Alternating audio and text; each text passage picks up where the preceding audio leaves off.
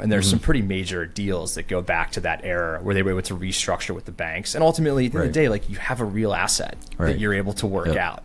And I think for me, that still resonated as like a more attractive path to go down. So I was obsessed with the stock market. And I think to this day, my dad might admit, maybe he's a little upset that I didn't take that path. He also might later admit that he's a little jealous that he doesn't have a real estate background. I joke that I have to rebuild a company big enough to bring him on when he's ready to retire. I remember as a kid, my 12th or 13th birthday, I got a copy of the original Wall Street movie, Gordon Gekko, and a poster. I still have the poster to this day.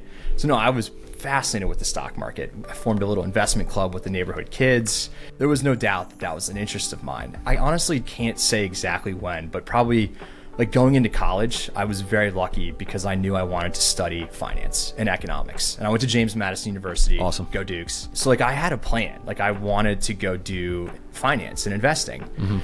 But around that time, you know, I think interesting time in our lives. So I graduated high school in 2008. Great financial crisis. I think if I had to really, and I've thought about this a lot, why did it change? You know, my dad being in financial services at the time, they had built a pretty large company that had major implications from the fallout of the financial crisis. I think for me, it was kind of like, I remember there was a day like, you know, watching, someone might laugh about this, but like watching the day where like the Bear Stearns stock price collapsed overnight and kind of seeing that all go down and kind of watching value erode so quickly. I think it scared the crap out of me.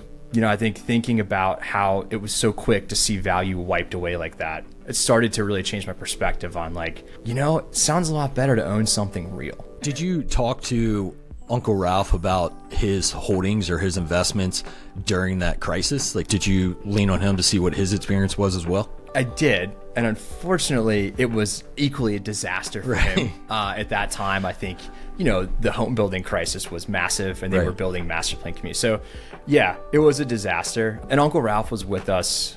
Uncle Ralph passed away about 10 years ago now. He was able to kind of see that through. And there's some pretty major deals that go back to that era where they were able to restructure with the banks. And ultimately, at the end of the day, like you have a real asset that you're able to work out. And I think for me, that still resonated as like a more attractive path to go down. So I kind of got almost like disenfranchised with the stock market around that time, which is crazy. I was like 20 years old, right? But I just, you know, that's kind of where it ended up going.